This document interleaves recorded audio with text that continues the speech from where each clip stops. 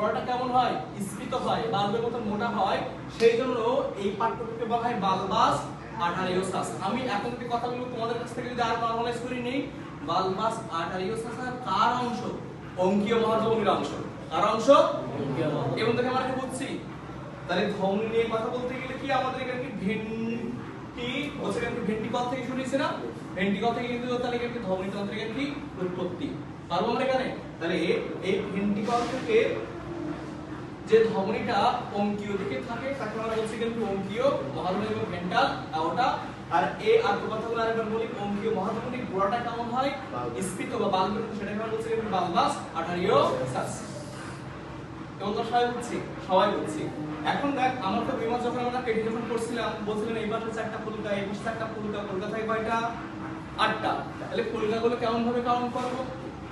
যে চারটা 8টা হলো অর্থাৎ 4 জোড়া, বা যদি কোনো কিছু যদি জোড়া জোড়া থাকে তাকে আমরা কোন সিঙ্গেল কাউন্ট করতে হয়, জোড়া জোড়াই কাউন্ট করতে হয়। ঠিক আছে, তাহলে আমরা উপর থেকে কাউন্ট করব। ঠিক আছে, তাহলে এই হলো কি এক জোড়া, আমাদের এখানে কি এক জোড়া ফুলকা, দুই জোড়া ফুলকা, তিন জোড়া ফুলকা, কি 4 জোড়া ফুলকা। এখন থেকে আমরা কি বুঝছি? আচ্ছা, এবার আমি কথাগুলো আরো নরমালাইজ করি। এই যে ধমনী তন্ত্রের যে অংশ, অর্থাৎ অনেকগুলো ধমনী মিলে তো ধমনী তন্ত্র গঠিত হয়েছে। স্যার আমরা এখানে কত প্রকার ধমনী মেজর মোট করে দেখবো? 3টা। একটা হলো অন্তর্বাহী ধমনী, একটা হলো বহির্বাহী ধমনী, আরটাকে বলে কেন কি পৃষ্ঠীয় ধমনী। তারপর আমরা এখানে একটা কি বলছি কেন কি অন্তর্বাহী ব্রাঙ্কিয়াল ধমনী, এটা হলো কি, এটা হচ্ছে অন্তর্বাহী ব্রাঙ্কিয়াল ধমনী মোট অক্ষরে একটা, আরটাকে কেন কি বহির্বাহী ব্রাঙ্কিয়াল ধমনী, আর মোট অক্ষরে একটা কি কেন কি পৃষ্ঠীয় মহাধমনী। এদের সম্পর্কে বর্ণনা করতে পারলে আমাদের চারের মধ্যে 4। দেখো, এটাকে আমরা বলছি কেন কি অঙ্কীয় মহাধমনী। এর অঙ্কীয় মহাধমনী, এটাকে আমরা প্রত্যেকটা কি বলছি কেন কি ফুলকা না? তাহলে অঙ্কীয় মহাধমনী থেকে সৃষ্ট এই যে অঙ্কীয় মহাধমনী থেকে সৃষ্ট যে ধমনীটা আমাদের ফুলকার মধ্যে প্রবেশ করছে, ফুলকার মধ্যে প্রবেশ করছে, তাদেরকে আমরা বলছি কেন ভিতরে প্রবেশ করছে, তাদেরকে আমরা বলছি কেন কি অন্তর্বাহী ব্রাঙ্কিয়াল ধমনী। এখন এই অন্তর্বাহী ব্রাঙ্কিয়াল ধমনীর এখানে কয় জোড়া আছে? 4 জোড়া আছে। তাহলে প্রথম জোড়া প্রথম ফুলকার মধ্যে প্রবেশ করছে, প্রথম একটা ফুলকার মধ্যে প্রবেশ করছে, দ্বিতীয় জোড়া ফুলকার মধ্যে প্রবেশ করছে, তারপরে এখানে তৃতীয় জোড়া ফুলকার মধ্যে প্রবেশ করছে, আর এখানে চতুর্থ জোড়া এখানে ফুলকার মধ্যে প্রবেশ করছে। আর আমরা এখানে ভেরি গুড। তাহলে আমাদের এই অন্তর্বাহী ব্রাঙ্কিয়াল ধমনী কত জোড়া? 4 জোড়া। পারবো? এইটুকু কথা বলে দিলে তোমাদের এখানে কি হয়ে যাবে। তাহলে এবার আমরা বলছি এখানে কি, এটাকে আমরা বলছি এখানে ফুলকা। তাহলে ফুলকা থেকে যে ধমনীটা এখানে বের হচ্ছে, তাহলে প্রতি ফুলকা থেকে একটা করে এখানে ধমনী বের হয়েছে, তাহলে আমাদের ফুলকা যদি হয় 4টা, তাহলে 4টা ফুলকা থেকে তাহলে এখানে কি প্রতি পাশে 4টা করে এখানে কি ধমনী বের হয়েছে না? তাহলে এই পাশ থেকে 4টা বের হয়েছে, এই পাশ থেকে 4টা বের হয়েছে, তাহলে বাইরে চলে গেল। কার থেকে বাইরে চলে যাচ্ছে? ফুলকা থেকে। তাহলে এটাকে আমরা বলতে পারি এটা কি বহির্বাহী ব্রাঙ্কিয়াল ধমনী। বহির্বাহী ব্রাঙ্কিয়াল ধমনী। তাহলে বহির্বাহী ব্রাঙ্কিয়াল ধমনী কয় জোড়া? 4 জোড়া। প্রথম জোড়া ফুলকা থেকে প্রথম জোড়া বহির্বাহী ব্রাঙ্কিয়াল ধমনী বের হয়, তেমনি দ্বিতীয় তৃতীয় চতুর্থ থেকে এরকম পর্যায়ক্রমেও বের হয়। তাহলে বহির্বাহী ব্রাঙ্কিয়াল ধমনী তাহলে কয় জোড়া? পারবো আমরা এখানে? Very good. এবার কথাগুলো শোনো। তাহলে এইগুলো সঙ্গে কিন্তু বহির্বাহী ব্রাঙ্কিয়াল ধমনী। এবার বিষয়টা কি, এটা হলো কি একটা 500, এটা হলো কি একটা 500। তাহলে এই যে প্রথম এবং দ্বিতীয় যে বহির্বাহী যে ধমনী আছে, প্রথম এবং দ্বিতীয় যে বহির্বাহী যে ধমনী আছে, তারা পাশে একটা মহাধমনী তৈরি করে। তাহলে প্রথম আর দ্বিতীয় যে বহির্বাহী ধমনী, তারা পাশে আরেকটা মহাধমনী তৈরি করে, তাদেরকে বলা হয় কি পার্শ্বীয় মহাধমনী।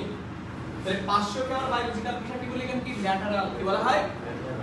তাহলে কথাগুলো আমরা শুরু করছি, প্রথম আর দ্বিতীয় যে বহির্বাহী ধমনী আছে, তার পাশে এই পাশে একটা এই পাশে একটা, অর্থাৎ দুই পাশে দুইটা যে মহাধমনী তৈরি করে, তাদেরকে আমরা কি বলছি কেন কি পার্শ্বীয় মহাধমনী।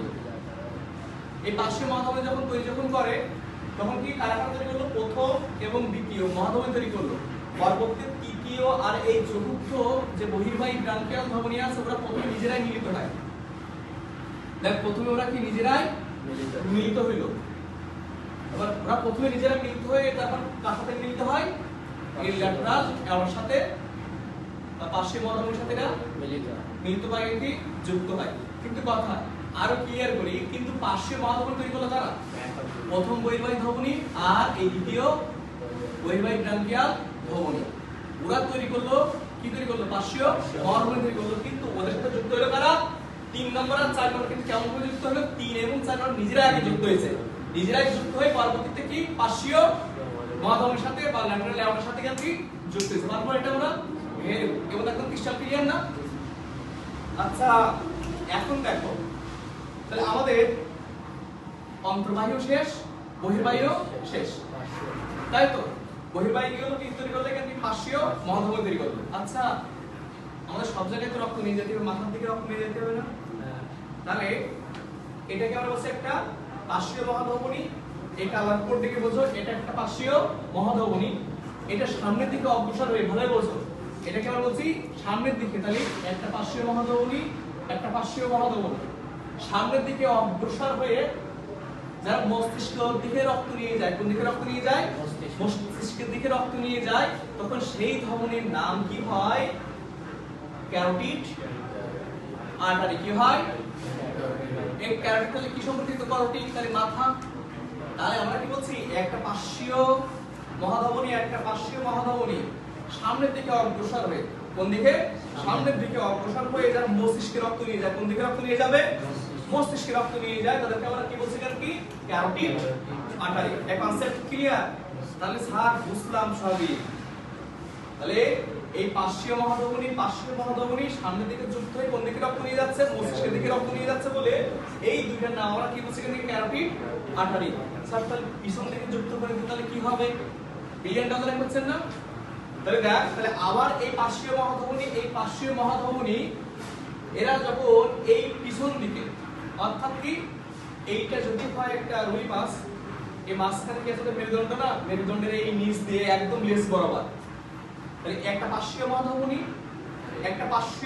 মহাধমনী এই পশ্চাৎ পাশটা সংযুক্ত হয়ে একদম লেজ পর্যন্ত, ঠিক আছে? তাহলে আমি আরো নরমালাইজ করি, একটা পার্শ্বীয় ধমনী সংযুক্ত হয়ে যে ধমনী গঠন করে, তখন সেটাকে আমাদের বলা হয় পৃষ্ঠীয় মহাধমনী। কি বলা হয়?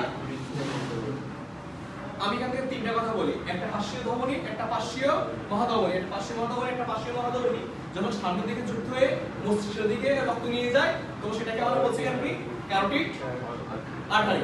আর যখন তার পশ্চাৎ দিক যখন যুক্ত হয়, তাকে বলছি আমরা কি পৃষ্ঠীয় মহাধমনী। পরে বন্ধু কি বুঝছো? এবার টোটাল আমি এখানে পার্ট পাইলাম কয়টা, 3টা। পার্শ্বীয় মহাধমনী, ক্যারোটিড আর্টারি, আর এটাকে আমরা বলছি পৃষ্ঠীয় মহাধমনী। এই 3টা মিলে যখন একটা চক্র ক্রিয়েট করলো মস্তিষ্কের চারপাশে, একটা চক্র ক্রিয়েট করলো, তাকে আমরা বলছি সার্কুলাস সেফালিকাস। সার্কুলাস সার্কেল গোল, তাই তো? আর সেফালো মানে কি মাথা। তাহলে মাথার চারপাশে একটা চক্র ক্রিয়েট করলো না, কয়টা জিনিস মিলে, 3টা জিনিস মিলে। কয়টা জিনিস মিলে, 3টা।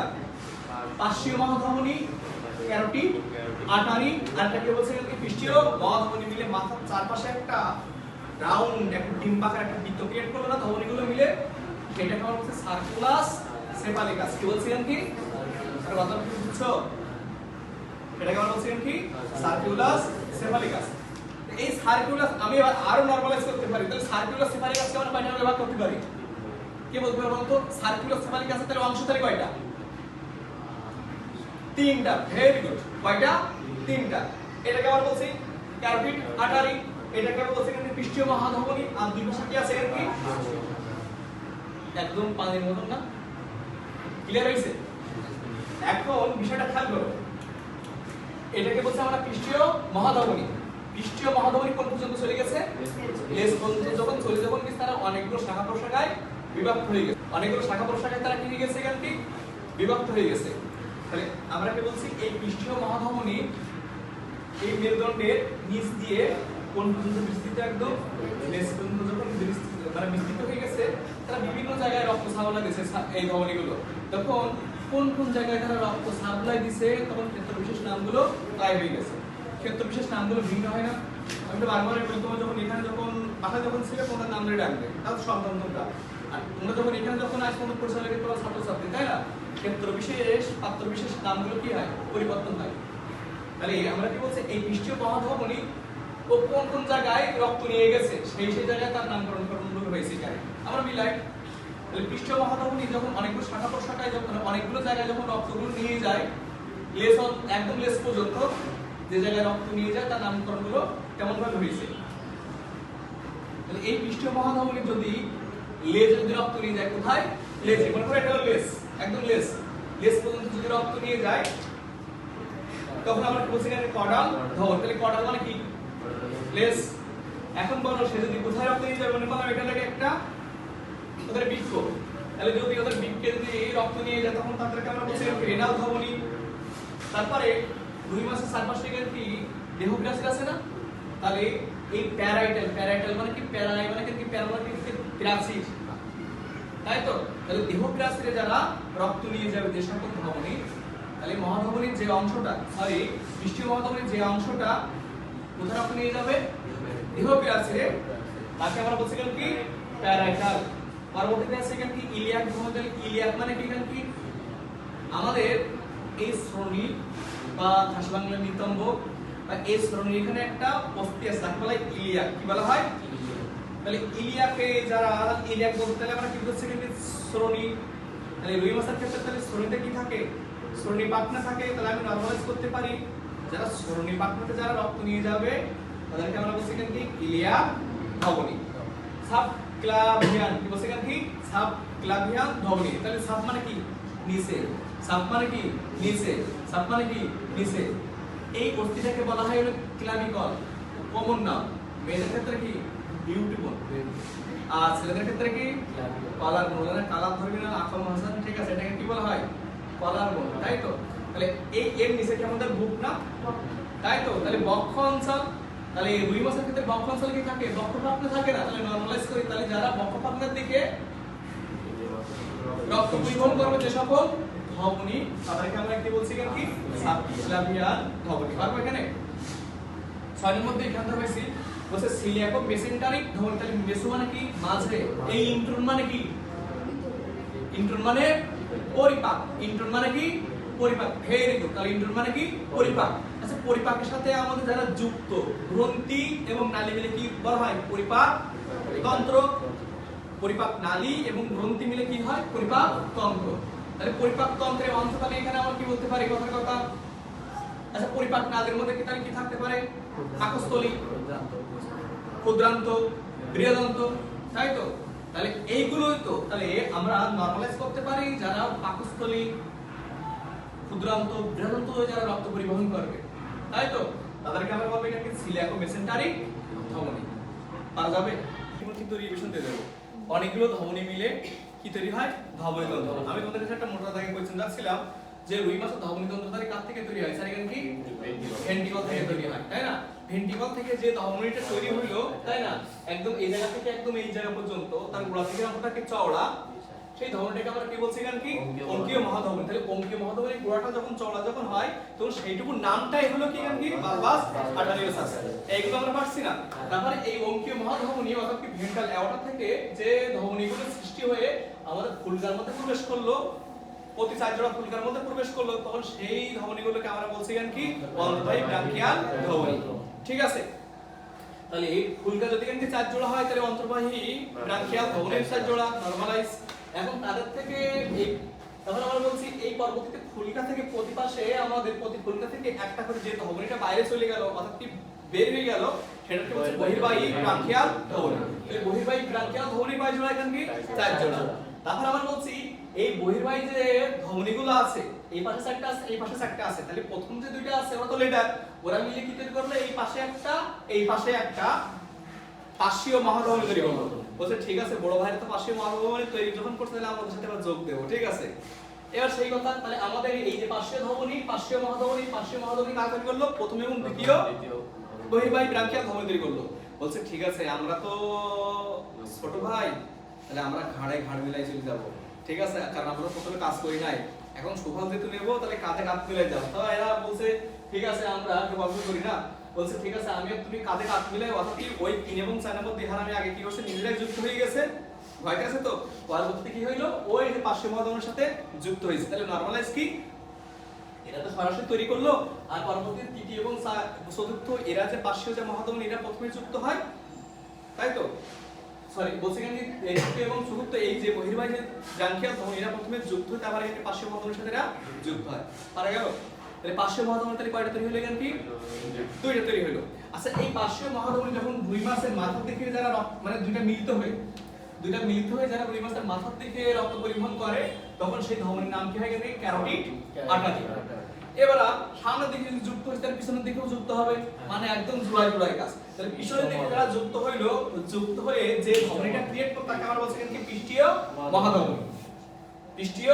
মহাধমনী। তারপরে এই যখন আমরা সব যখন জোড়া যখন দিলাম ক্যারোটিড আর্টারি, তারপরে কি বলছে পৃষ্ঠীয় মহাধমনী, এটাকে বলছে পার্শ্বীয় মহাধমনী মিলে দুই মাসের মাথার দিকে একটা কি চক্কর ক্রিয়েট করছে না, কোথায় করছে মাথায়, তখন সেটাকে বলছে সার্কুলাস সেফালিকাস। সার্কুলাস মানে সার্কেল, তাই তো সেফালো মানে কি মাথা, যে মাথার চারপাশে তিনটা জিনিস মিলে যখন একটা ডিম্বাকার একটা ধমনী মিলে একটা চক্র ক্রিয়েট করছে তাকে বলছে সার্কুলাস সেফালিকাস। এবার এই পৃষ্ঠীয় যে মহাধমনী এটা কিন্তু শাখা প্রশাখা বিস্তৃত হয়ে একদম লেজ পর্যন্ত চলে গেছে, কিন্তু মেরুদণ্ডের নিচ দিয়ে গেছে। যারা লেজ অঞ্চলে গেছে তাদেরকে বলছে এখানে কর্টাল, এক বাক্যে বলে যে যারা কিন্তু বিক্ষিপ্ত গেছে তাকে বলছে রেনাল, যারা দেহবিরাসী গেছে তাদেরকে বলছে প্যারাইটাস, যারা সরণিপাট্টে নিয়ে গেছে তাকে বলছে ইলিয়াক, যারা এখানে কি বক্ষপাট্টে নিয়ে গেছে তাকে বলছে সাবক্লেভিয়ার, যারা পরিপাক তন্ত্রের মধ্যে নিয়ে গেছে তাদেরকে বলছে এখানে সিলিয়াকো মেসেন্টারি ধমনী। তোমরা কি বুঝছো? সুন্দর। তারপরে এই পার্টটা তো আমরা বুঝছি তাই না? এটা আবার বলুন স্যার, এটা আমরা বলতে হবে। দেখছো তাহলে আমরা বলছি প্রতি যে প্রথম জোড়া যে ফুলকা আছে ফুলকার উপরে সুগঠিত না এরকম দুইটা ফুলকা থাকে, তাহলে ওরা কি সত্যিকারের ফুলকা? ওরা মিথ্যা, তাহলে মিথ্যাকে আমরা কি বলে অপরিচিত পালস বা সেটাকে বলে সিউডো, আর ফুলকাকে বলে ব্রান, সেটাকে আমরা বলছি সিউডো ব্রান। এবার সিউডোব্রান কার মধ্যে থাকে? সে থাকে আমাদের হলো কিন্তু বহির্বাহী ধমনীর উপরে। বহির্বাহী ধমনী কিন্তু সবসময় অক্সিজেন সমৃদ্ধ রক্ত পরিবহন করে, একদম ক্রিস্টাল ক্লিয়ার, তাই না? তাহলে সে যদি ওর পাশে যদি আসে তাহলে ওর থেকে যে ধমনীটা ক্রিয়েট হয়েছে সিউডোব্রান থেকে একটা ধমনী ক্রিয়েট হয়েছে, তাহলে ওর মধ্যে কি আছে? অক্সিজেন সমৃদ্ধ রক্ত আছে। সেই অক্সিজেন সমৃদ্ধ রক্ত নিয়ে কোথায় চলে গেল? চোখে চলে গেল। সেজন্য ওর নাম কি সেখানে কি সারওয়াপ হবে, অপথ্যালমিক ধমনী। কথাটা কি বুঝছো? এবার তোমরা রিডিং দাও।